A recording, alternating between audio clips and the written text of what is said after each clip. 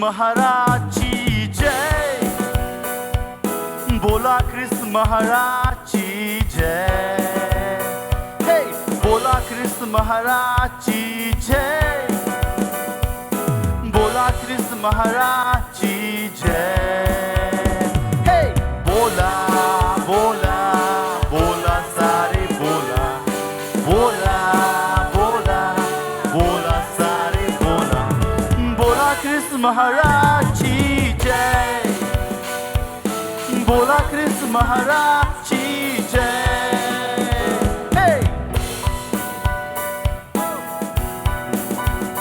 हे हे वो हे हे हे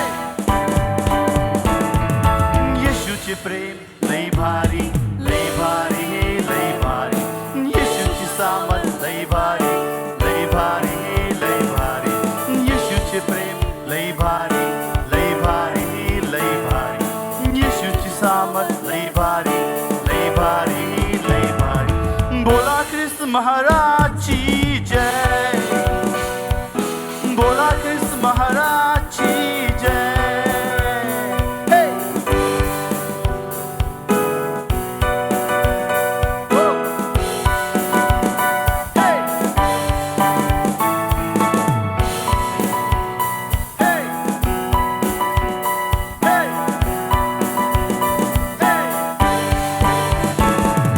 बोलो यीशु मसीह की जय, बोलो यीशु मसीह की जय, हे बोलो यीशु मसीह की जय,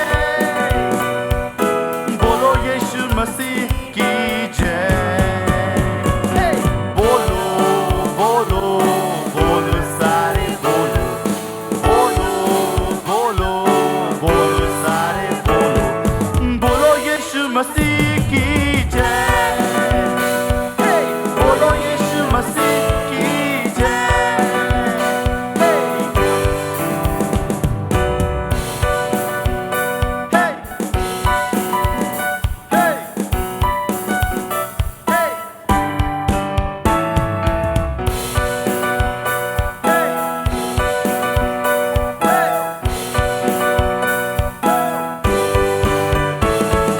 यीशु का प्यार लई भारी, लई भारी लई भारी, यीशु की सामर्थ लई भारी, लई भारी लई भारी, यीशु का प्यार लई भारी, लई भारी लई भारी, यीशु की सामर्थ लई भारी, लई भारी लई भारी, बोलो यीशु मसीह की जय, बोलो यीशु मसीह की जय, बोलो बोलो यीशु मसीह की जय, बोलो यीशु मसीह की जय,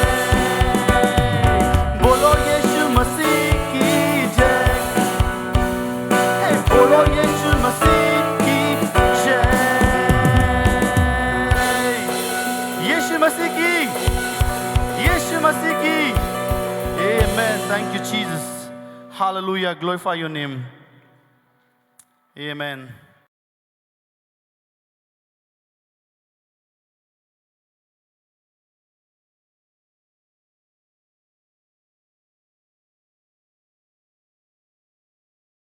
हम सब मिलकर प्रार्थना करते हैं, ईशो तो बाबा क्ला रबा शीतो बा एम्बर रखू रभान दा बाबा, प्रभु तेरा अनुग्रह को कर, तेरी दृष्टि इस कलीसिया पे लगा जिसको तूने अपने लहू से खरीदा है, ओ बाबा कुर रबान दा क्लू रबा, ताकि तेरी सामर्थ पवित्र आत्मा की उतरे, ओ हम पवित्र आत्मा से परिपूर्ण हो जाए, तेरा अभिषेक हमारे ऊपर में आए, इन दो लोग खोर रबा से तेरा प्रभु तेरा अनुग्रह कर, आज मांगते परमेश्वर पिता हमारी प्रार्थना को अनसुनी मत कर, परंतु प्रभु स्व खोल परमेश्वर पिता इम्बो रखो रिबान दवा, और तेरे सिंहासन से प्रभु वो सामर्थ उतरने दे पिता, इम्बो रबाखा दबला, तेरे सिंहासन से प्रभु जब पवित्र आत्मा आने दे, इल्ला को रिबान दखली हारवा ये प्रवस्था, आई हम प्रार्थना करते रहे, हम प्रार्थना करते रहे, इम्बोला बाबा बाबा सोतो बियान दलबा, ओ रिबारवा प्रभु अनुग्रह कर, ईशो तो रिबान दबा क्लेक्शन दबा, प्रभु हम मांगते परमेश्वर पिता, हम एक होकर मांगते प्रभु, तेरी दया हम पर कर प्रभु, आज हम तुझसे चाह करते हैं, तूने कहा मांगो तो तुम्हें दिया आ जाएगा ताकि तुम्हारा आनंद पूरा हो जाए। अगर और कोई प्रभु तेरा वचन कहता है कि जो मछली मांगे उसे सांप नहीं दिया जाता, जो ब्रेड मांगे उसे बिच्छू नहीं दिया जाता, परंतु तुम पवित्र आत्मा मांगोगे तो तुम्हें पवित्र आत्मा ही दिया जाएगा। आज हम मांगते हैं प्रभु, ई लाराबान दबाबा पिता अनुग्रह कर हु रबा से तला। आइए हम प्रार्थना करते रहे, हम प्रार्थना करते रहे। इन लोगों तबालबा सोतो हमारे कलीसिया पर प्रभु जी तेरी पवित्र आत्मा का सावत आंदे, अभिषेक आंदे प्रभु। इतिहास बता दे, जब जब भी कलीसिया के ऊपर पवित्र आत्मा उतरा है तब तब कलीसिया परिवर्तित हो गई, तब तक कलीसिया बदल गई, तब तक कलीसिया प्रभावशाली हो गई, तब तक कलीसिया ने सुसमाचार का काम किया, तब तक कलीसिया में प्रभु तब कलीसिया में प्रभु अद्भुत चिन्ह चमत्कार होने लगे, तब तक कलीसिया के लोग सिद्ध होने लगे। ई बाराबा सोतो बाबा बाबा बाबा बाबा कौरबा इल्ला रबान द कुर्रहन दबी एल्लो कोतबा सितोरियान दबा ए सोतोरियान दबा। हालेलुया प्रभु दया कर, तेरा अनुग्रह हम मांगते हैं परिशुद्धा, हम सब मिलकर मांगते हैं प्रभु तेरे अनुग्रह को बढ़ा, तेरे अनुग्रह को बढ़ा। आइए हम सब मिलकर प्रार्थना करना शुरू कर दे। ओ बाखा रबा आज पवित्र आत्मा हम पर आए, इन लोगों तो भी दबा और हम पवित्र आत्मा की साबर से बजाए ई सोतोरी बांधा क्लारे बे इन लोगों तो बारा बस सितरी आंदला ए लकाता बारा बस सोतो बा ई कोराबाला। अपने मुंह को खोले, प्रभु से मांगे, क्योंकि प्रभु आज अद्भुत काम हमारे बीच में करेगा, उसकी सामर्थ हमारे अंदर में आएगी, वो हमें पवित्र आत्मा से परिपूर्ण करेगा। आइए शांत मत खड़े रहे, अपने मुंह को खोले, यीशु मसीह से मांगे, यीशु से मांगे। आइए अपने मुंह को खोले, शांत खड़े मत रहे। ओ बाराबासा आपकी आवाज ऊंची होना चाहिए, आपका इच्छा होना चाहिए।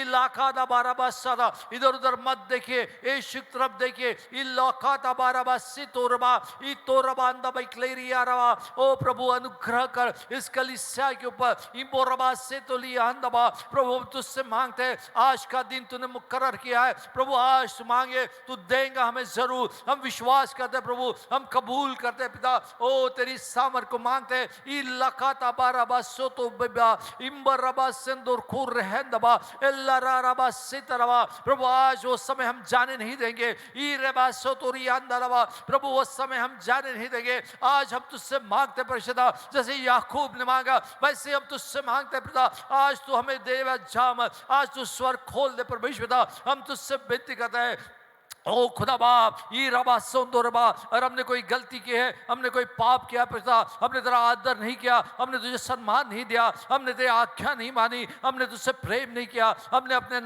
दिलों में नफरत रखी है प्रभु। हम प्रार्थना करते हैं हमें क्षमा कर, तेरे लहू के द्वारा हमें क्षमा दे, तेरे लहू के द्वारा हमें शुद्धता दे, तेरे लहू के द्वारा हमें पवित्रता दे, और तू हमें पवित्र आत्मा से पूर्ण कर। हम अपने पापों को कबूल करते पिता, हम अपने पापों को तेरे सन्मुख बोलते हैं प्रभु, और उसे माफी मांगते हैं पिता कि हमने ऐसा कोई काम किया है, हमने तुझे आदर नहीं दिया, हमने तुझे सम्मान नहीं दिया, हमने तेरी आज्ञा नहीं मानी, हमने तुझसे प्रेम नहीं किया, हमने तुझे प्रभु तेरे लिए समय नहीं निकाला, तुझे अपने जीवन में प्रथम स्थान नहीं दिया प्रभु। इन सारी बातों के लिए पश्चाताप करते हैं, तुझे क्षमा मांगते हैं प्रभु। दया कर प्रभु, तेरे लहू से शुद्ध कर, तेरे लहू से पवित्र कर। और आज प्रभु तेरी पवित्र आत्मा हम पर उंडेल दे परमेश्वर। इम्बोराबा सोतो रुइबांदाबा एब्रस्तो रबा। और कलीसिया पवित्र आत्मा से भरपूर हो दे, कलीसिया पवित्र आत्मा से प्रभु आशीषित हो दे, कलीसिया पवित्र आत्मा से परिपूर्ण हो दे। कलीसिया में प्रभु पवित्र आत्मा के कारण एक मान एक शीत होने दे, कलीसिया में चिन्ह चमत्कार होने दे, कलीसिया में प्रभु ईश्वरी धन आने दे पिता।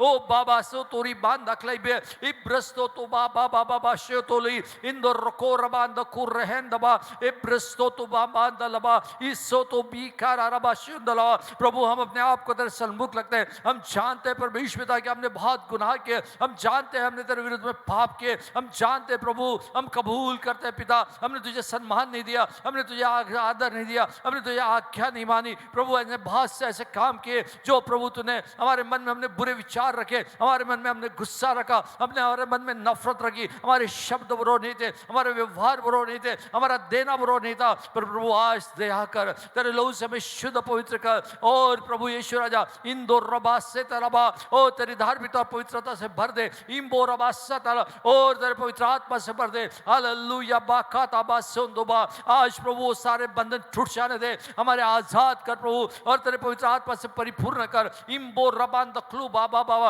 हर प्रकार के भय से मुक्ति दे। ओ प्रभु तेरे वचन से प्रेम दे, तेरे वचन को बोलने से प्रेम दे। हालेलुया को रबा सितोली बांदा एला रबा सोतोरी अंदालवा ई को रबा सितरबा लिब्रबो सोतो बाबा बाबा।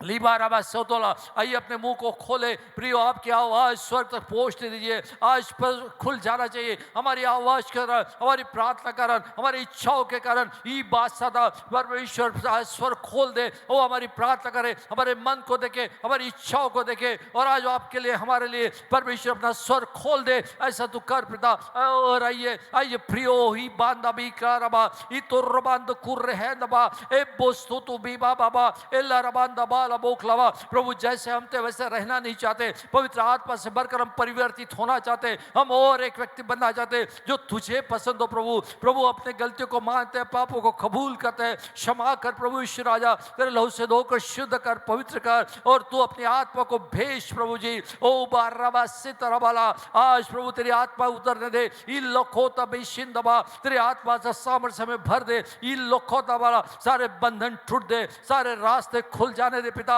हमारी समझ खुल जाने दे। इब्रोस्तो तो बाबा खारबा, तेरे वचन को देखने समझने दे। इन लोखतवा, तेरे वचन को प्रचार करने दे। इल्ला रबा संदू बाबा बाबा क्लीरा, ई रोबा सोतोरी बांदा बाक्लिशेंदवा। हालेलुया, बारा बारा बसोतो बिया, इम्बो रबा सित लिखा रवाश।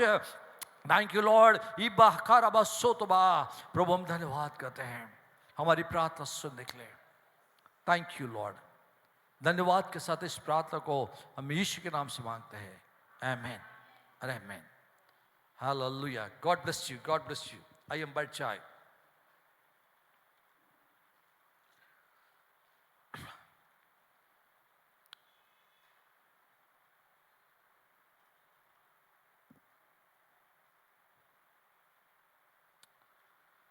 प्रेरित काम इसका 3रा अध्याय, उसका 1 पद।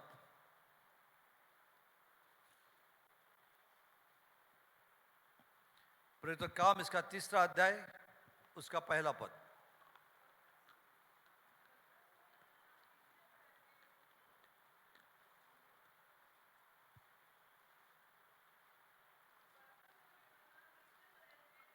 दिस जा रहे थे और लोग एक जन्म के लंगड़े को ला रहे थे, जिसको वे प्रतिदिन बस यहाँ लिखा है पहले वचन में कि पतरस और यूहन्ना 3रे पहर प्रार्थना के समय मंदिर जा रहे थे। हम इस बात को इस वचन से देखते हैं कि यूहन्ना और पतरस का एक निर्धारित समय था, जिस समय में वो रोज प्रार्थना करने के लिए मंदिर जा रहे थे। प्रियो, परमेश्वर की अनुग्रह में बढ़ने के लिए एक बात की जरूरत है, वो है हमारा निर्धारित समय प्रार्थना के लिए। भजन संहिता 55, भवन संहिता 55 उसका 17वां पद क्या कहता है? भजन संहिता 55 उसका 17वां पद।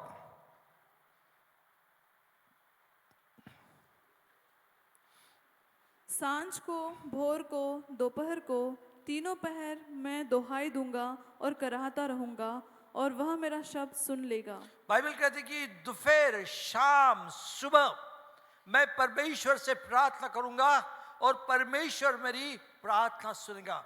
भजन का लिखने वाला ये जानता था कि उसको एक निर्धारित समय परमेश्वर को देना है, जो प्रार्थना का समय हो। प्रियो, ये बहुत जरूरी है कि हम प्रार्थना का समय परमेश्वर को दें। प्रेरित काम इसका 10वां अध्याय उसके 3रे पद में हम पढ़ते हैं। प्रेरित काम इसका 10वां अध्याय उसके 3रे पद में, उसने दिन के 3रे पहर के निकट दर्शन में स्पष्ट रूप से देखा कि परमेश्वर का एक स्वर्गदूत उसके पास भीतर आकर कहता है, हे कुरनेलियुस। उसने उसे ध्यान से देखा और डरकर कहा, हे प्रभु, क्या है? उसने उससे कहा, तेरी प्रार्थनाएं और तेरे दान स्मरण के लिए परमेश्वर के सामने पहुंचे हैं। बस अभी हम देखते हैं कि कुरनेलियुस एक बहुत महत्वपूर्ण आदमी था, पर बाइबल कहती है कि वो भक्त था और वो परमेश्वर से प्रार्थना कर रहा था। और कुरनेलियुस का एक समय था, उसी समय में वो परमेश्वर से प्रार्थना कर रहा था। उसी समय में और एक वचन को देखेंगे हम, दानियेल किताब इसका 6वां अध्याय उसका 10वां पद।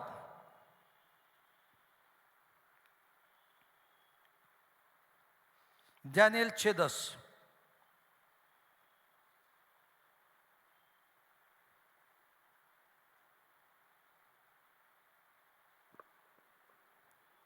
जब दानियल को मालूम हुआ कि उस पत्र पर हस्ताक्षर किया गया है, तब वह अपने घर में गया, जिसकी उपरोटी कोठरी की खिड़कियां यरूशलेम की ओर खुली रहती थी, और अपनी रीति के अनुसार जैसा वह दिन में 3 बार अपने परमेश्वर के सामने घुटने टेककर प्रार्थना और धन्यवाद करता था, वैसा ही तब भी करता रहा।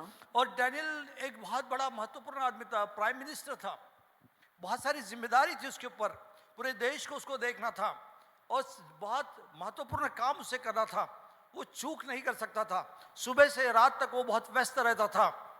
पर बाइबल कहते कि इतने व्यस्त समय भी सुबह दोपहर शाम उसने प्रार्थना के लिए समय निकाला था। आज हम इस दुनिया में जी रहे हैं, हम कहते हैं हमारे पास समय नहीं है। हम बहुत बार जब प्रार्थना के बारे में बोला जाता तो हम कहते हैं हमारे पास समय नहीं, हम प्रार्थना नहीं करते हैं। और प्रार्थना नहीं करने के कई कारण हम बता देते हैं, और सिर्फ 15 मिनट की आधे घंटे की प्रार्थना करते हैं, उसमें बाइबल पढ़ लेते, प्रार्थना कर लेते, वचन पढ़ लेते, मध्यस्थी कर लेते, गीत भी गा लेते हैं, और हम कहते हैं फिनिश। हम अपने मन को तसल्ली दे रहे हैं। पर बाइबल कहते कि ये प्रार्थना, ये इतना महत्वपूर्ण व्यक्ति था, इतने जिम्मेदारी का व्यक्ति था, प्राइम मिनिस्टर था, फिर भी दिन में वो 3 बार प्रार्थना करता था। चर्च, आज मैं आपके साथ में प्रार्थना के बारे में बांट रहा हूं कि प्रार्थना का समय निकालना कितना महत्वपूर्ण है। आज हम जो जीवन जी रहे हैं वो जीवन एक आजादी का जीवन है, वो जीवन प्रार्थना का जीवन नहीं है। हमें प्रार्थना से कुछ लेने देना नहीं है। हम चर्च में आए, सुने, चले गए और वापस हो गए, पर प्रार्थना हमारे जीवन का अंग नहीं है, प्रार्थना हमारे जीवन की आदत नहीं है, प्रार्थना हमारे जीवन का महत्व नहीं है। हम सिर्फ ऐसे ही जीवन जी रहे हैं। मैं आज ग्रेस फेलोशिप से बात कर रहा हूं, यहां बैठे हर एक लोग को। और बाइबल क्या बताती है? बाइबल कहती है कि जब हम प्रार्थना करते हैं तब क्या होता है। प्रेरितों के काम के 10वें अध्याय में लिखा, जब वो प्रार्थना कर रहा था तब उसने स्पष्ट रूप से एक स्वर्गदूतों को देखा। परमेश्वर से उसने नियमित प्रार्थना करना शुरू की। वो प्रार्थना का एक समय था जहां वो प्रार्थना कर रहा था और परमेश्वर ने एक स्वर्गदूतों को उसके पास भेजा। प्रियो, परमेश्वर इन दिनों में हमारे साथ एंजेलिक मिनिस्ट्री देना चाहता, स्वर्गदूतों की सेवकाई वो हमको देना चाहता है। बाइबल कहती कि हमारे लिए उसने स्वर्गदूत रखे। इब्रानी की पत्री 3 अध्याय का उसने हमारे लिए स्वर्गदूत रखे हैं।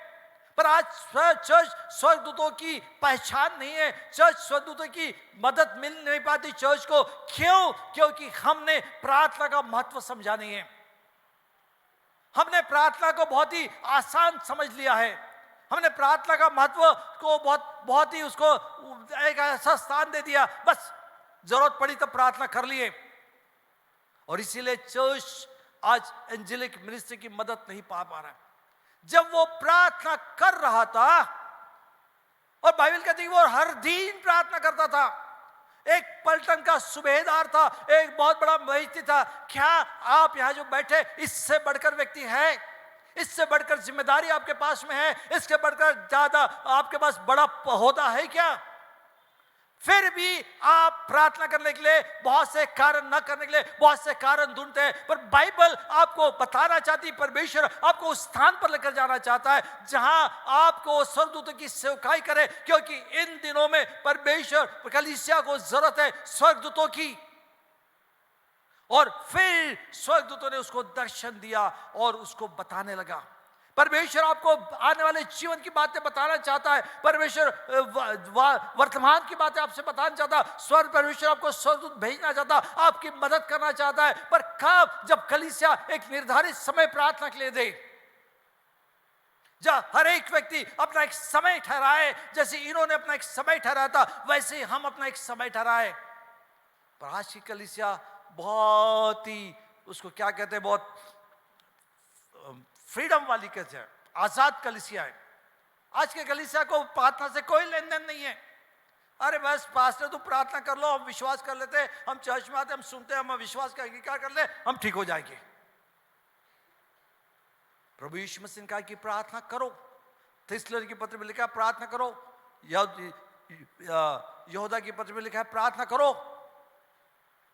और जब ये प्रार्थना कर ही रहा था, बाइबल कहती है 90 पद में, जब दोपहर का समय था, पतरस छत पर प्रार्थना करने चढ़ा और इधर ये प्रार्थना कर रहा था। अब पतरस के बारे में हम देखते हैं कि पतरस का भी एक निर्धारित समय था जब वो प्रार्थना कर रहा था। उसने एक समय ठहराया था कि जिसमें वो प्रार्थना करें। आज हम मन में आए तब प्रार्थना करते, मन में आया था तो प्रार्थना नहीं करते, जब जरूरत तब ज्यादा प्रार्थना करते। मेरे पास तो कितने लोग आते जब उनको जरूरत होती है तब आते प्रार्थना करने के लिए, और बाकी का जीवन उसका प्रार्थना का नहीं रहता। जब कोई बीमार पड़ जाता है, कब समस्या आ जाती है, कुछ गड़बड़ी हो जाती है, कुछ प्रार्थना करो। प्रशांत दादा, आपका प्रार्थना का जीवन क्या है?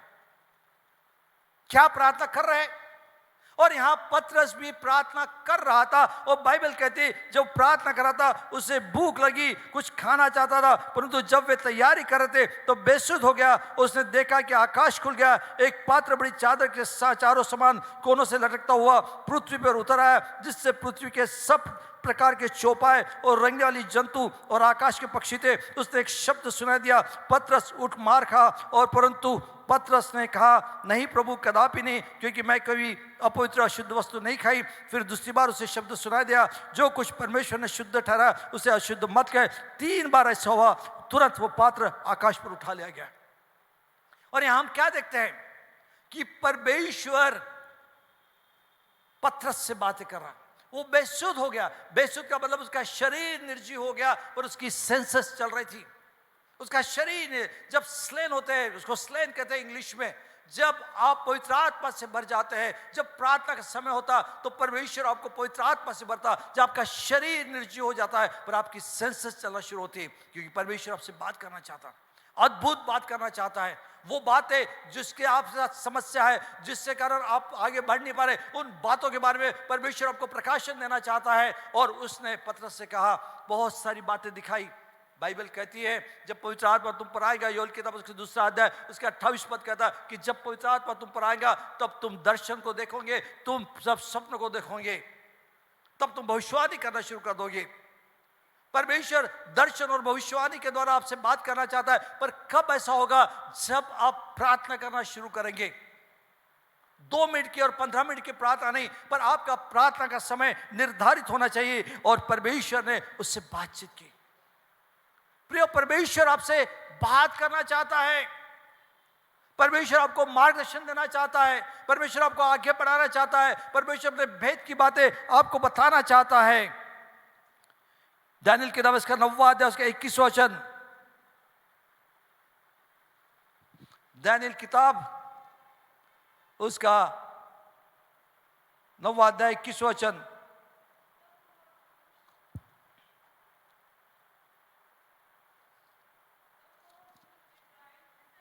उस समय देखा जब मुझे पहले दर्शन हुआ था, उसने वेग से उड़ने की आज्ञा पाकर सांझ के अन्नबलि के समय मुझको छू लिया और मुझे समझाकर मेरे साथ बातें करने लगा। जब वो पुरुष जिब्राइल जिसे समय देखा, वो वेग से उड़ने की आज्ञा पाकर सांझ को अन्नबलि के समय आया। जब दानियेल प्रार्थना कर रहा था, बाइबल कहते हैं कि उसने एक स्वर्गदूतों का स्वर्गदूत उसके पास में आया।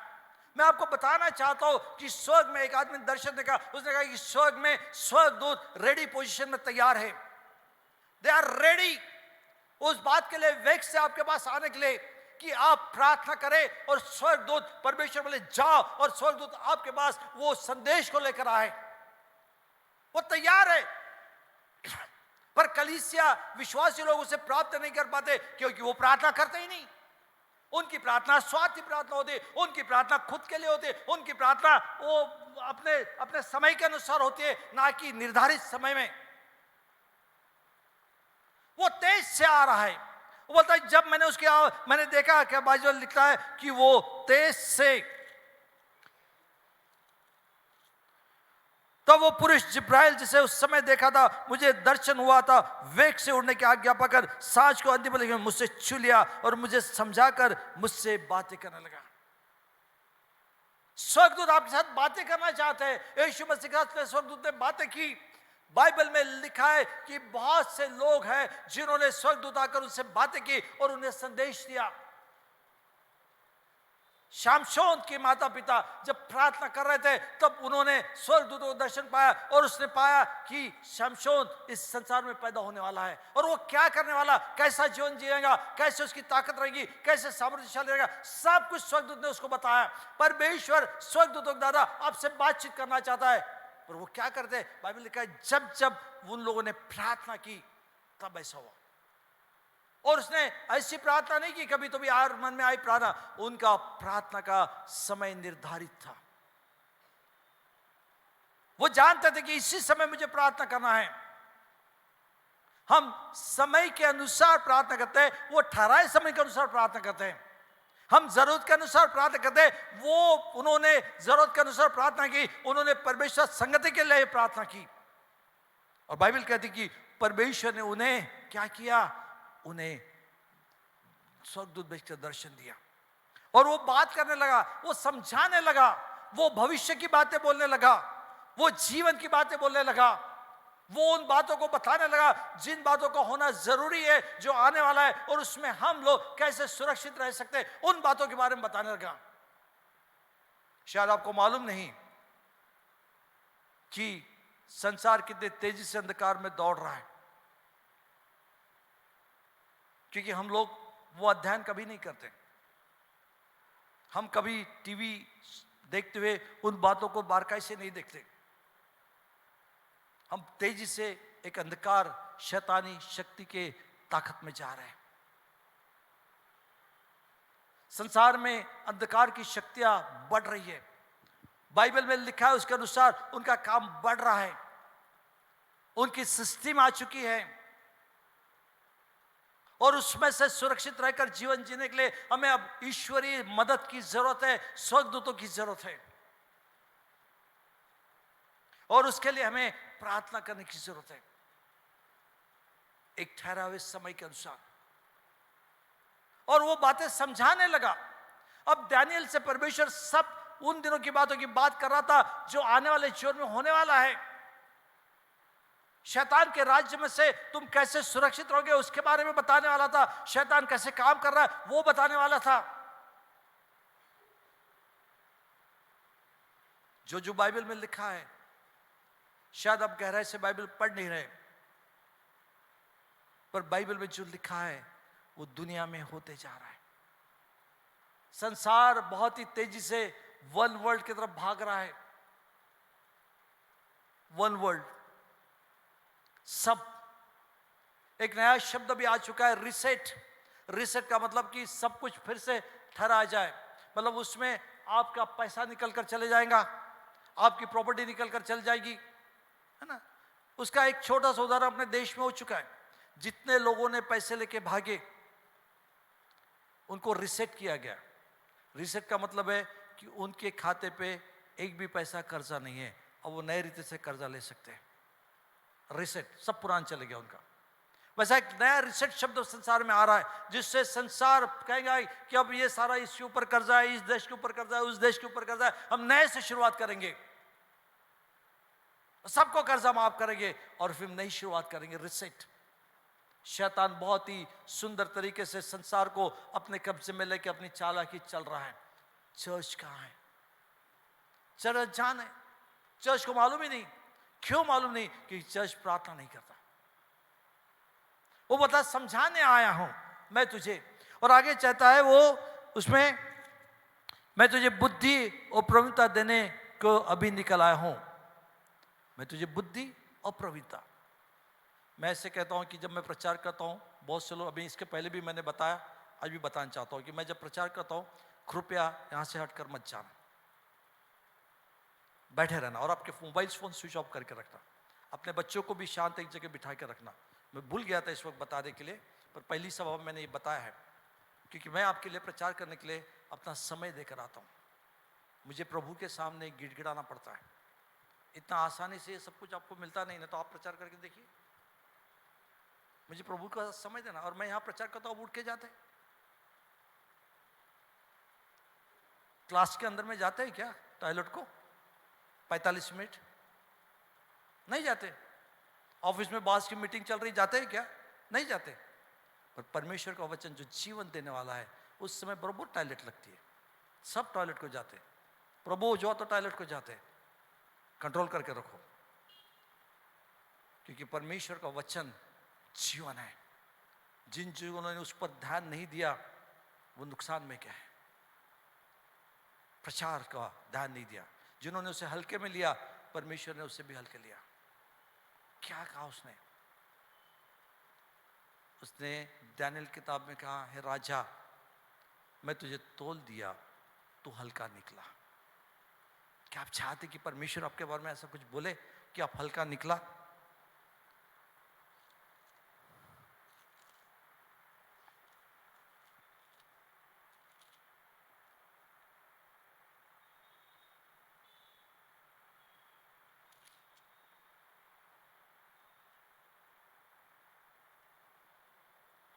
हम आपके लिए मेहनत करते हैं, आपके लिए दुआ करते हैं, आपके लिए वचन तैयार करते हैं, परमेश्वर से मांगते हैं, रात को सोते नहीं हैं, सुबह जल्दी उठते हैं।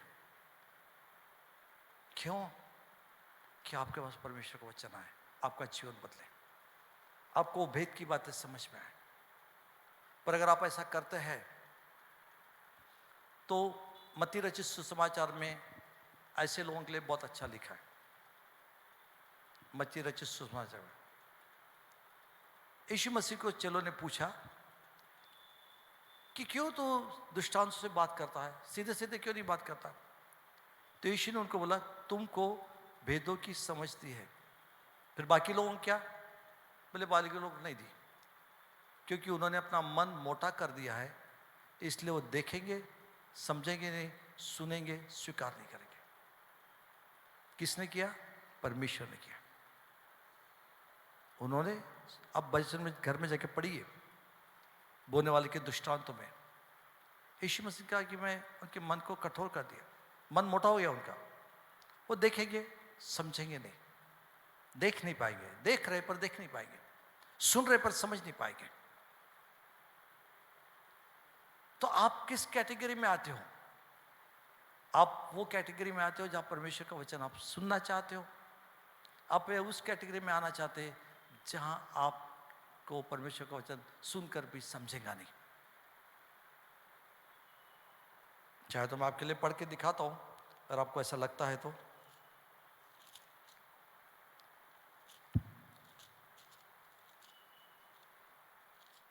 ताकि आपको समझे। मत्ती 13। चेलों ने पास आकर उससे कहा, तू लोगों को दृष्टांत से क्यों बातें करता है? उसने उत्तर दिया, तुमको स्वर्ग के राज्य के भेदों की समझ दी गई, पर उनको नहीं। क्योंकि जिनके पास है उसे दिया जाएगा, जिसके पास बहुत हो है उससे कुछ नहीं है, कुछ नहीं है उसके पास, जो कुछ पास है वो भी ले जाएगा। मैं तुम्हें दृष्टांतों से इसलिए बातें करता हूँ कि वे देखते हुए नहीं देखते, और सुनते हुए नहीं सुनते, और नहीं समझते। इनके विषय में यशायाह की यह भविष्यवाणी की, तुम कानों से तो सुनोगे पर समझोगे नहीं, आंखों से देखोगे पर तुझे सूझेगा नहीं, क्योंकि इन लोगों का मन मोटा हो गया है, और कानों से ऊंचा सुनते हो, उन्होंने आंखें मूंद ली है। समझ रहे आप मेरी बात? अब किस कैटेगरी में जीवन जीना चाहते हैं? उन कैटेगरी में जहां वेदों को समझ पा रहे, या उस कैटेगरी में जहां आप सुन रहे, समझ भी नहीं आ रहा, देख रहे, सुने, मन मोटा हो गया। वो बोलता परमेश्वर आगे बहुत लिखता है स्पष्टता से कि मैं चाहता हूं कि देखे नहीं, मैं चाहता हूं कि सुने नहीं। ठीक है, अपनी आंखें मूंद ली, क्या ऐसा ना कि वे आंखें से देखे और कानों से सुने और उनके मन में समझे और फिर जाए और मैं उन्हें चंगा करूं? तो मैं होने नहीं दूंगा, क्योंकि उन्होंने परमेश्वर के वचन को तुच्छ जाना था। तो परमेश्वर बोलता ठीक है, तुमने तुच्छ जाना, मैं ऐसे होने ही नहीं देता कि तुम कुछ समझे। तुम वचन सुनते रहो पर तुम्हें समझेंगे नहीं उसमें आगे क्या होगा। तो क्या आप ऐसा होना चाहते हैं? नहीं ना?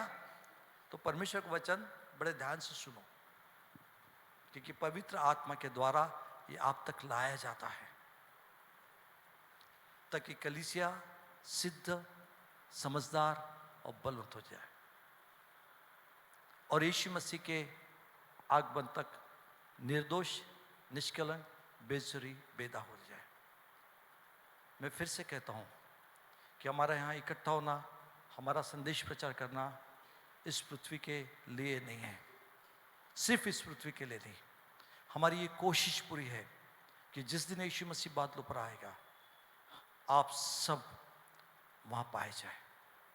नहीं तो हमारा वचन प्रचार करना व्यर्थ है, आपका भी यहाँ बैठना व्यर्थ है, और उस दिन आप वहाँ नहीं दिखेंगे। तो हमारी पूरी कोशिश, हमारी प्रार्थनाएं, हमारा यत्न, जो कुछ भी है, इसी बात के लिए कि आप स्वर्ग में देखे जाए, क्योंकि वो मौका दोबारा फिर कभी नहीं आएगा।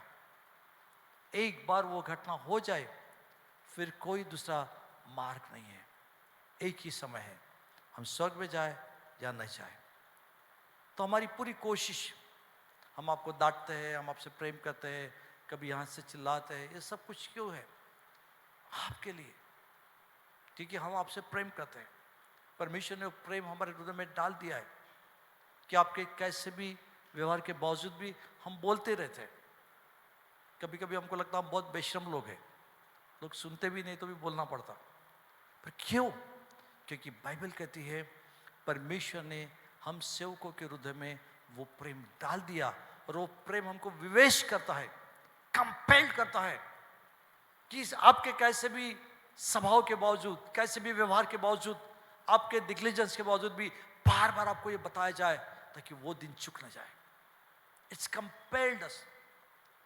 कभी कभी ऐसा लगता है क्या बात करना, छोड़ दो, पर जब हम प्रार्थना में जाते हैं, फिर से परमेश्वर की आत्मा वो प्रेम कंपेल करता है, हमें दबाव डालता है हमारे अंदर में, जाके इतवार को प्रचार कर आया, कोई उसे सलाह दे, उसे समझा, उन्हें सिखा, उन्हें डांट, उन्हें तैयार कर। इट्स कंपेल्ड अस। और हम स्वाभाविक रहते ना, हम कभी इतना मेहनत नहीं करते। सुनता है क्या? ठीक है ना, जा, तो अपना रास्ता पकड़, हम अपना रास्ता पकड़ेंगे। पर परमेश्वर का प्रेम वो कंपेल करता है। जब भी हम सोचते हैं आपके बारे में अब कुछ नहीं बोलेंगे, तभी पवित्र आत्मा बोलता अब बोलना पड़ेगा। और फिर हम फिर से जाते हैं, फिर से बोलते हैं, फिर से समझाने की कोशिश करते हैं, आपके बैक आंसर सुनते हैं, कुछ कुछ सुनते हैं, फिर हम लोग करते हैं। एक ही मकसद है कि आप स्वर्ग के राज्य में प्रवेश किए जाए। समझ रहे आप? तो मैं जब प्रचार करता हूं 45 मिनट्स, आप कहीं मत जाना, ध्यान से सुनना।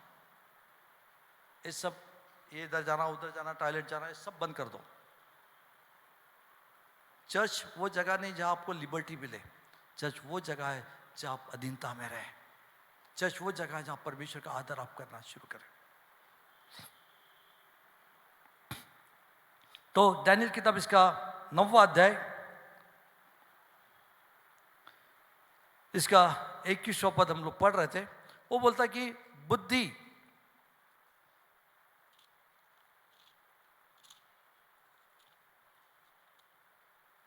बुद्धि और प्रवीणता देने के लिए अभी निकल आया हूं। परमेश्वर आपको ईश्वरीय बुद्धि और ईश्वरीय स्किल्स आपको देना चाहता है अपने स्वर्गदूतों द्वारा। वो आपको तैयार करना चाहता है ईश्वरीय बुद्धि के द्वारा। पर ये सारी बातें कब होती है? जब आप एक समय पे प्रार्थना करना शुरू करते हैं।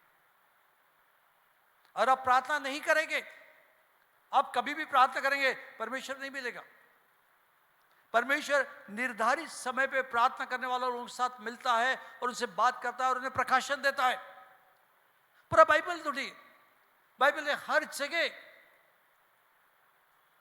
ऐसा ही लिखा है कि वो प्रार्थना कर रहे थे, तब परमेश्वर ने उनको दर्शन दिया, तब स्वर्गदूत उनके पास आए, तब परमेश्वर छुटकारा दिया, परमेश्वर का वचन उन पर बल से उतरा, पवित्र आत्मा उन पर बल से उतरी।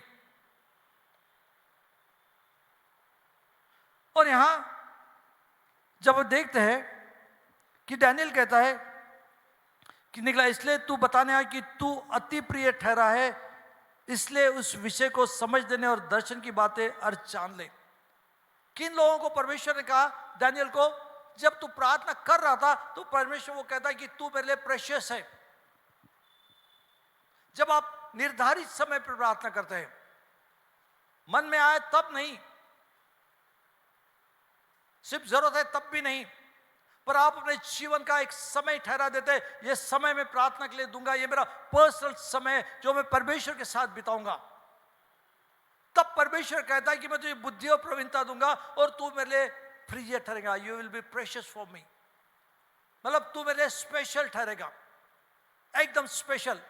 अब आपको चुनाव करना है कि आप परमेश्वर के स्पेशल बनना चाहते हो या आप परमेश्वर के ऐसे लोग बनना चाहते हो जिन्हें परमेश्वर नजरअंदाज करे।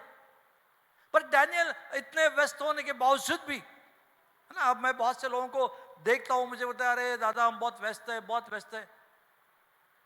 डैनियल आपसे ज्यादा व्यस्त था, उसके बाद ज्यादा आपसे जिम्मेदारी थी, ज्यादा उसको सतर्क रहना पड़ता था, फिर भी वो रोज प्रार्थना करता था, अपने समय के अनुसार प्रार्थना करता था। उसने अपने समय को दूसरों को नहीं दिया। आज हम नहीं, आज चर्च में नहीं आ सकते, आज हम प्रार्थना नहीं कर सकते, या किसी और ने हमको समय दिया, हम लोगों को समय दे रहे, परमेश्वर को समय दे रहे। हमारे जीवन में हमने परमेश्वर के बजाय लोगों को ज्यादा महत्व दे दिया, काम को ज्यादा महत्व दिया, अपने धन को ज्यादा महत्व दे दिया है। परमेश्वर हमारे जीवन में अद्भुत काम करना चाहता है, वो हमें प्रिय बनाना चाहता है, वो हमारे हर एक प्रार्थना को उत्तर देना चाहता है, वो हमें समझाना और समझ की बातें आगे जीवन के प्रकाशन को हमें देना चाहता है। पर क्या हमारा परमेश्वर को आदर है? यशायाह इसका 59 में कहता है कि मैं तुम्हारी प्रार्थना क्यों नहीं सुनता।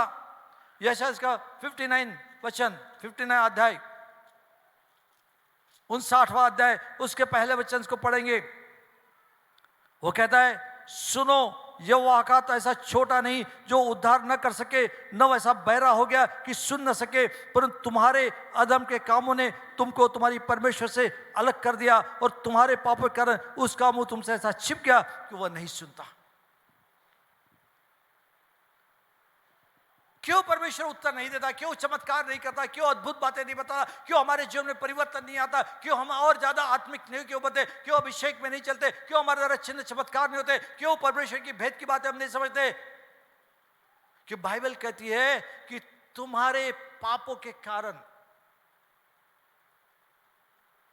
तुम्हारे अधर्म के कामों के कारण आज मैं तुम्हारी नहीं सुनता, मैं अपना मुंह छुपा लेता हूं, मैं अपने कान बंद कर देता हूं। हम अपने जीवन का इवैल्यूएशन करें, क्या मेरा जीवन परमेश्वर के महिमा के लिए है? क्या मैं पवित्र जीवन जी रहा हूं? क्या मैं परमेश्वर के आदर का जीवन जी रहा हूं?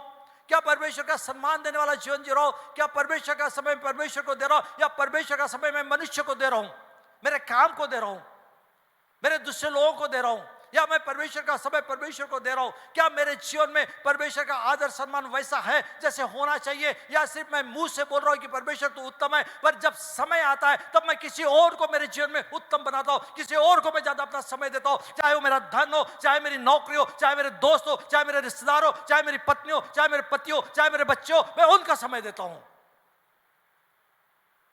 आज ना जाने कितने मसीहा ऐसे ही जीवन जी रहे और उनको लगता है कि ऐसा जीवन जीकर मैं अच्छा। प्रयास समय है हमारे जीवन का इवैल्यूएशन करने का, और प्रार्थना आपके जीवन में वो लाता है समय जहां आप अपने जीवन को देखते हैं और समझते हैं और वो सारी बुराई उसमें से निकाल देते हैं और परमेश्वर को प्रोत्साहन देते हैं और उसका आदर करते हैं। क्या मेरे जीवन में परमेश्वर का आदर है? क्या मैं प्रार्थना सभाओं में जाता हूं? क्या मैं चर्च में समय पे आता हूं? क्या मैं समय से आत्मा से भरकर की आराधना करता हूं? नहीं। आज कितने लोग हैं जो चर्च में भी अपना समय ठीक से नहीं दे पाते क्योंकि उन्होंने परमेश्वर का महत्व परमेश्वर को दिया ही नहीं। क्यों नहीं दे पा रहे वो? क्योंकि उनका प्रार्थना का जीवन सही नहीं है। अगर आपका प्रार्थना का जीवन सही रहेगा, आपका निर्धारित समय प्रार्थना करेगा, आपका जीवन बदला हुआ रहेगा। आप चुनाव करने में, नहीं बोलने में आपके पास ईश्वरीय शक्ति बनी रहेगी। जब उन्होंने दानियल से कहा कि तू प्रार्थना मत कर, तुझे सूली पे चढ़ाया जाएगा, उसने कहा नहीं। क्यों नहीं बोल पाया? क्योंकि उसका प्रार्थना का जीवन ताकतवर था। आज हमारे जीवनों में कितने पाप हैं, हम पाप में जीवन जी रहे क्योंकि हमारा प्रार्थना में जीवन नहीं है। हमारा मन किस प्रकार है, हमारा व्यवहार किस प्रकार से, हमारा जीवन में परमेश्वर की सामर्थ किस प्रकार से है, हम कैसे आदर करते हैं परमेश्वर का, हम ही जानते हैं। हम मुंह से तो बोलते हैं, सब कुछ कहते हैं, पर काम के समय हम किसी और को अपना समय देते हैं। बोला 5 बजे बॉस ने बुलाया, मैं प्रार्थना नहीं कर सकता, और परमेश्वर वहां के खड़ा रहता है, और जब आप नहीं करते वो चुपचाप चले जाता है। आपको मालूम है बाइबल बताती कि परमेश्वर आपके प्रार्थना के समय खड़ा रहता है। आज हमारा जीवन पाप में भरा हुआ है। आज कलीसिया प्रार्थना नहीं करती, पाप करती है, और वो नहीं जानती वो कितने प्रकार के जीवन जीती है। वो मन का बुराई का जीवन जीती है, वो परमेश्वर का आदर नहीं करने का जीवन देती है, परमेश्वर का सम्मान किसी और को जीवन देती है, वो समर्पित नहीं है। और फिर भी हम कहते हैं मसीह है। फिर भी अगर समझाने जाए तो कहते नहीं नहीं नहीं नहीं ऐसा नहीं है। अरे मैं कहता हूं, अरे दिख रहा मुझे तुम्हारा जीवन, तुम्हारा पीछे हटना दिख रहा मुझे, तुम्हें नहीं दिख रहा क्योंकि तुम प्रार्थना नहीं करते। और तुम प्रार्थना करेंगे तो तुम्हारा पीछे जाने वाला जीवन तुम देख पाएंगे, और तुम पश्चाताप करके प्रभु के पास में आएंगे, और प्रार्थना का जीवन तुम्हारा रहेगा। तो दानियल और नेहम्याह ने क्या किया? उन्होंने अपने पापों का, अपने पुरखों के पापों का पश्चाताप किया, कबूल किया। आज हम कलीसिया में हमारी रोज की प्रार्थना में अपने पापों का कबूली कभी देते नहीं। हम सिर्फ प्रार्थना करते हैं पर कभी पापों की कबूली नहीं देते, अपने जीवन का मूल्यांकन नहीं करते। अपने जीवन में कौन से पाप आए, कौन सी गलत बात आई, कौन से गलत विचार आए, कौन से अशुद्ध विचार आए, कौन से गलत लोग आ गए, हम उससे कुछ नहीं देखते। हम सिर्फ प्रार्थना करके उठकर चले जाते हैं। पर नेहम्याह ने क्या किया? जब उसने सुना उसके बारे में, यरूशलेम के बारे में, उसने पापों का पश्चाताप किया, अपने और अपने पुरखों के और उस वर्तमान लोगों के पापों का पश्चाताप किया। दानियल ने अपने पापों के पश्चाताप, लोगों के पापों का पश्चाताप किया। आज हमारा पश्चाताप का जीवन क्या है? हमने पाप को तो अपना दोस्त बना लिया है। हमें तो लगता ही नहीं हम कोई पाप कर रहे हैं। हमें ऐसा लगता है कि हम सबसे पवित्र लोग हैं, हमारे में कोई गलती नहीं, कोई पाप नहीं। और शैतान इस प्रकार से धोखा दे रहा क्योंकि हमारा प्रार्थना का जीवन नहीं। आज कितने मसीह लोग पाप का जीवन जी रहे हैं और उन्हें लगता ही नहीं कि वो पाप कर रहे हैं। वो परमेश्वर का अनादर कर रहे हैं, उन्हें लगता ही नहीं कि अनादर कर रहे हैं। जब भी आप प्रार्थना करते हैं, जरूरी है कि आप अपने जीवनों का मूल्यांकन करो, अपने पापों को देखो। अब पिछले 24 घंटे में आपने क्या पाप किए हैं? कौन सी गलती की आपने? कैसा व्यवहार किया है? परमेश्वर के साथ कैसा व्यवहार किया? लोगों के साथ में कैसा व्यवहार किया? आपके विचार कैसे थे? आपके शब्द कैसे थे? आपका व्यवहार कैसा था? देखो, जांचो, तब परमेश्वर आपकी प्रार्थना को सुनना शुरू करा। बोलता तुम्हारे पापों के कारण मैं तुम्हारी प्रार्थना नहीं सुनता, तुम्हारे अधर्म के कामों के कारण मैं अपने मुंह को छिपा रखा है तुमसे। आज आपका जीवन कहां है? क्या आपके पास वो निर्धारित समय जहां आप देख रहे हैं आपके जीवन के पापों के बारे में, जहां आप कबूल करें प्रभु मेरे पापों को क्षमा कर ताकि मैं तेरे परम पवित्र स्थान में प्रवेश कर सकूं। आदाम से उद्धार मिल चुका है, पर रोज के जीवन के पापों से क्या मुझे मुक्ति मिल चुकी है? मुझे प्रार्थना करना है, और प्रार्थना ही मेरे जीवन का मूल्यांकन मैं कर सकता हूं, प्रार्थना के बिना नहीं।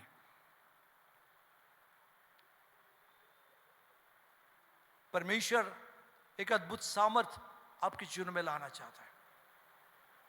परमेश्वर मार्गदर्शन आपके जीवन में लाना चाहता है। परमेश्वर स्वर्गदूतों की सेवकाई आपके जीवन में लाना चाहता है। परमेश्वर आपको दर्शन और सपनों से आपसे बातचीत करना चाहता है। परमेश्वर भेदों को समझने की समझ आपको देना चाहता है।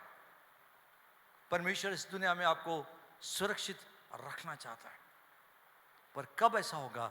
जब आप प्रार्थना में निर्धारित समय दें, एक पर्टिकुलर टाइम आप प्रार्थना का निकालोगे और वो परमेश्वर के लिए रहेगा। तब आपके दिमाग में कोई और बात नहीं, आपका मोबाइल ऑन नहीं रहेगा, तो आप बैठे बाजू में और मोबाइल भी चल रहा है, मैसेज आया क्या, किसका फोन आया क्या? चर्च में भी हम ऐसे ही करते हैं, किसका फोन आया क्या, वाइब्रेशन रखते। मुझे तो कभी कभी ऐसा लगता है कि अरे आपका फोन वो आप नहीं उठाएंगे तो आदमी तो मर जाएगा, उसका बहुत नुकसान हो जाएगा, भारत डूब जाएगा, सरकार गिर जाएगी आपके फोन न उठाने से, है ना? इतना आपके फोन का महत्व है। स्विच ऑफ करो और परमेश्वर के सम्मुख बैठो। Then God will speak to you, परमेश्वर आपसे बात करेगा, क्योंकि अंतिम दिनों में वो आपको एक ऊंचाई के स्थानों पर ले जाना चाहता है। पर निर्धारित प्रार्थना का समय होना चाहिए, निर्धारित। धन तो आप कमा लेंगे, अच्छा जीवन भी कमा लेंगे, घर भी खरीद लेंगे, पर आत्मिक जीवन आप नहीं कमा पाएंगे। वो अनंत काल का जीवन आप कमा नहीं पाएंगे, वो स्वर्ग का जीवन आप कमा नहीं पाएंगे। उससे वंचित सिर्फ प्रार्थना ही आपको उस जीवन में आगे बढ़ने के लिए मदद करेगी। वो प्रार्थना ही आपको पाप से दूर रखेगी, वो प्रार्थना ही आपको परमेश्वर के नजदीक लाएंगी, वो प्रार्थना ही परमेश्वर की भेद की बातें आपको समझ पाएगी। आज आपका जीवन कैसे है? मुझे बहुत कुछ कहना है, शायद मेरा पहला रिकॉर्ड नहीं हुआ। फिर तो काम में फिर से आता हूं मैं, क्योंकि हमारा समय बीतते जा रहा है।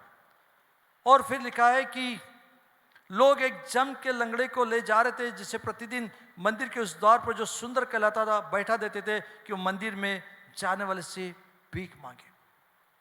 पतरस और यूहन्ना निर्धारित समय में प्रार्थना करने जा रहे थे, और ये व्यक्ति उस भवन के बाहर बैठा, लंगड़ा व्यक्ति, अपाहिज व्यक्ति सालों से उस भवन के बाहर बैठा है जो सुंदर कहलाता है। और दरवाजा बहुत सुंदर था, वो ब्रास से बना हुआ था, उसकी 75 फीट शायद हाइट होगी, बहुत ही सुंदर दरवाजा था वो।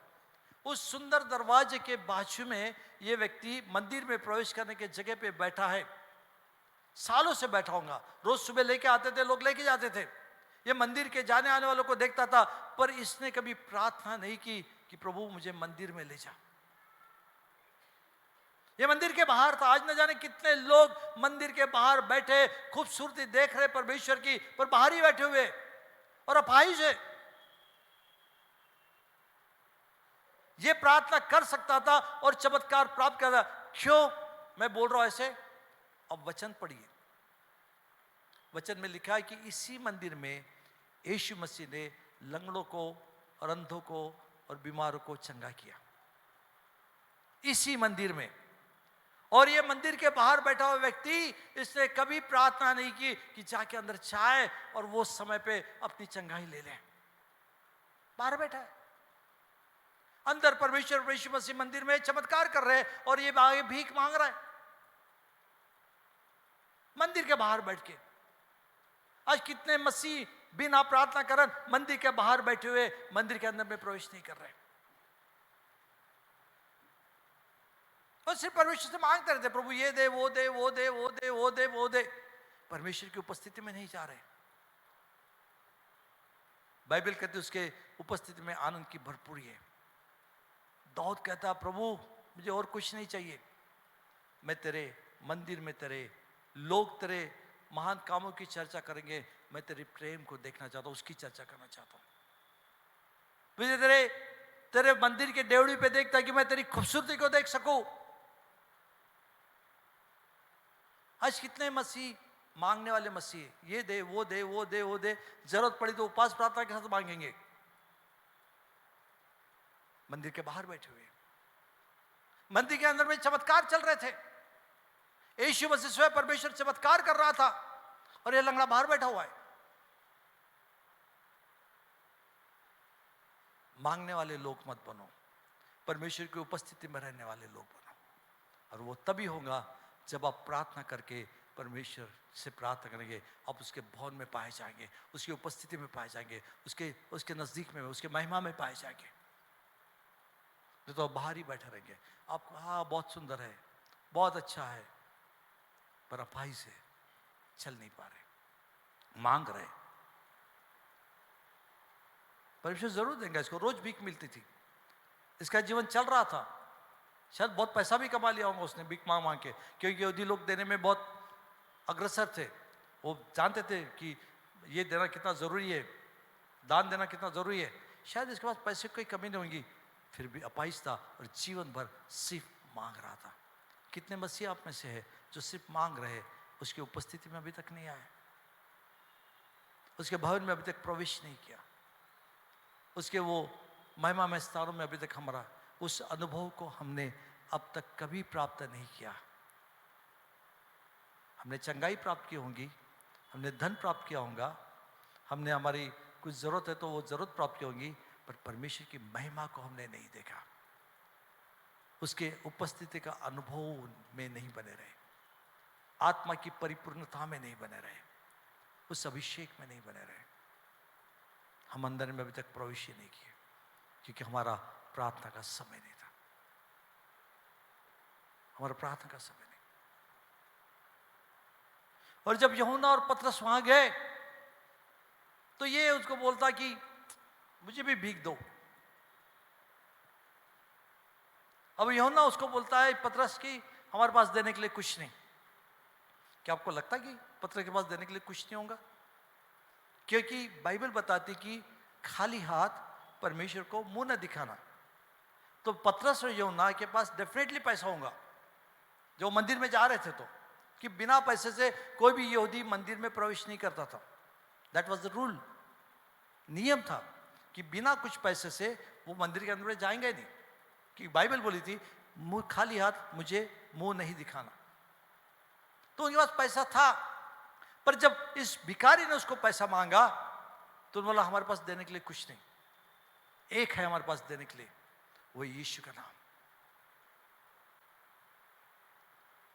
वो नाम जिसके सामने घुटने टिके जाते हैं, जिस नाम से चमत्कार होते हैं, जिसका जो हर एक नाम उसकी कबूली करता है, वो नाम यीशु का नाम हमारे पास में, जिससे चमत्कार होते हैं। ये नाम उनको कैसे मिला? इस नाम का प्रकाशन उसे कैसे मिला? हम सबके पास नाम है।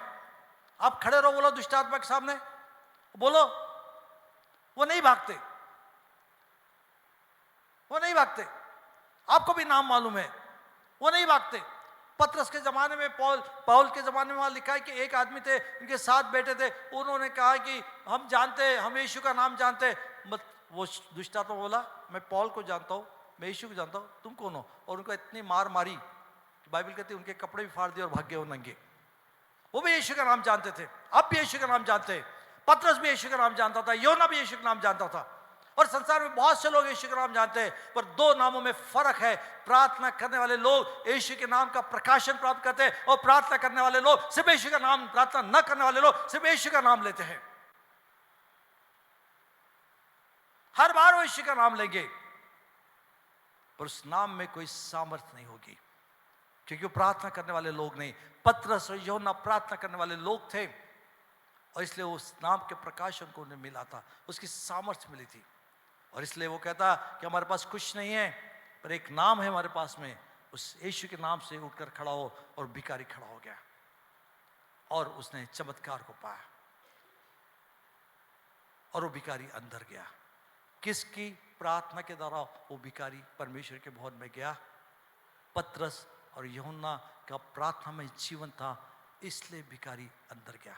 उसको रोज ले जाने आने वाले लोग उसको बाहर रखते थे और ले जाते थे, वो प्रार्थना करने अंदर नहीं जाते थे। इसलिए भिखारी जम से ही उस मंदिर में पड़ा हुआ था, क्योंकि वो लोग सिर्फ उस पर दया दिखाने वाले थे, उसके लिए प्रार्थना करने वाले नहीं थे। समझ रहे आप मेरी बात? पर ये लोग जो प्रार्थना करने वाले थे, उन्होंने उसके जीवन में चमत्कार लाया, आशा लेकर आई, वो नाम लेकर आए यीशु का, जिससे चमत्कार होते हैं। बाइबल कहती कि रोज उसको रखते थे और ले जाते थे, रखते थे, सुबह लाते थे, शाम को ले जाते थे, पर उन्होंने अंदर जाके कभी प्रार्थना नहीं की। उनका प्रार्थना का जीवन नहीं था, इसलिए इस लंगड़े के जीवन में चमत्कार भी नहीं था। पर जिसके जीवन में प्रार्थना थी, उन्होंने चमत्कार भी लेकर आए, और लंगड़ा चलकर परमेश्वर, आपकी प्रार्थनाएं अनेक लंगड़ों को, अनेक मजबूर लोगों को, अनेक दुखित लोगों को, अनेक तकलीफ वाले लोगों को, अनेक बीमार लोगों को, अनेक निराशा वाले लोगों को, अनेक कर्जबारी लोगों को परमेश्वर के भवन में चंगा करके लेकर जाएगी। आपकी प्रार्थना है। जो परमेश्वर के भवन के बाहर है, वो आपकी प्रार्थना का अंदर जाएंगे, वो चमत्कार प्राप्त करेंगे, वो छुटकारा और जीवन प्राप्त करेंगे, वो चंगाई प्राप्त करेंगे, वो निराशा से आशा प्राप्त करेंगे आपकी प्रार्थना के द्वारा। पर हमें प्रार्थना का निर्धारित समय ठहराना है, वो समय जो किसी और का नहीं होगा, चाहे कुछ भी हो जाए। दानियल को बोला तू प्रार्थना करें तो मार दिया जाएगा, बोला मारने दो, पर प्रार्थना करूंगा। नहीं मेरा ऑफिस चले जाएगा, मेरा ये चले जाएगा, मेरा धन चले जाएगा, मेरा क्लाइंट चले जाएगा, मेरा बिजनेस चलेगा, मेरी नौकरी चले जाएगी, मेरा क्लास चले जाएगा, जाने दो, परमेश्वर खड़ा करेगा। जब यश की ट्यूशन लगाने गया 6वीं क्लास में, बोले संडे को आना पड़ेगा, बोला नहीं आएंगे, संडे हम जाएंगे नहीं, संडे जाएंगे नहीं हम लोग, हम परमेश्वर के भवन में रहेंगे, नहीं जब कपल से आना पड़ेगा। रूथ को ट्यूशन के इसने निकाल दिया, बोले संडे को आना नहीं, संडे को आना जो, हम बोले नहीं आएंगे, निकाल दो। अभी उसकी ट्यूशन, मैंने ट्यूशन्स में गया, मैंने कहा एक बात पे मैं तुमको तुम्हारे इसमें भेजूंगा, मेरी बच्ची चर्च करके ही एग्ज़ाम देने आएंगी, आपको कबूल है? कबूल है तो मैं अपनी बेटी को भेजता हूँ, नहीं तो नहीं भेजता हूँ। घर में रहेंगी, नहीं पढ़ेंगी, कैसे भी पास होगी, उसका भविष्य परमेश्वर के हाथ में, वो सुरक्षित बनेगी। हालेलुया। नहीं भेजेंगे हम ट्यूशन को, नहीं भेजेंगे हम क्लास को, क्योंकि परमेश्वर का समय परमेश्वर को होना चाहिए। उससे नीचे, उससे बढ़कर कोई नहीं है। शायद हम लोग पढ़ लिख के बड़े हो जाएंगे, पर परमेश्वर हमारे साथ में नहीं रहेगा। हम अपने बच्चों को वो आदत लगा देंगे जिसमें वो प्रार्थना का, चर्च का, परमेश्वर का कोई महत्व नहीं उनको, और आने वाले दिन बुरे हैं। हमारा समय होना चाहिए, और हम बुजुर्ग जो है हमारे बच्चों के लिए उदाहरण बनना चाहिए। हमारे बच्चों के लिए हमारा प्रार्थना का जीवन हमारे बच्चों को प्रभावित करना चाहिए कि वो भी हमारे जैसे प्रार्थना करें। आज चुनाव आपका है, आप कौन से मसीह बनना चाहते हो? वो मसीह जिन्होंने अपने लिए परमेश्वर का समय अलग से ठहरा कर निकाला है, जो प्रार्थना को महत्व देते हैं, या वो मसीह जो नाम लेते हैं पर प्रार्थना का समय किसी और को देते हैं? आइए अपने आंखों को बंद करें।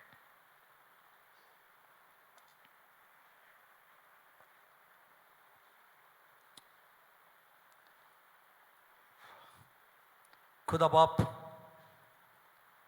आज कलीसिया को तेरे सन्मुख लाते हैं।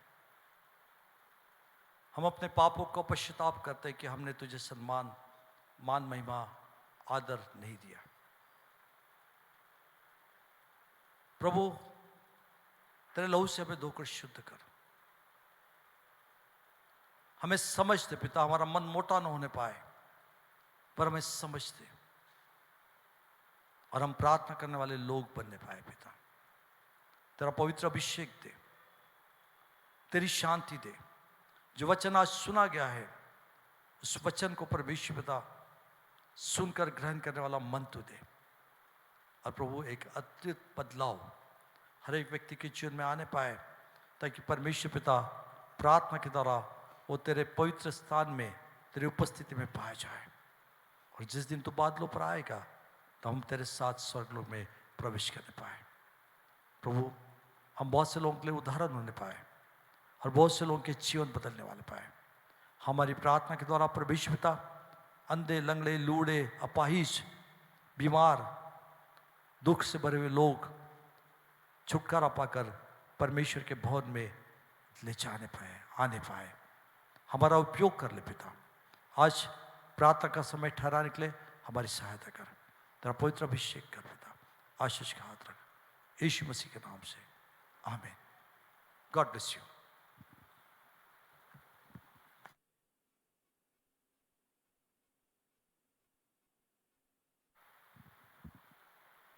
Amen. Hallelujah. Hallelujah.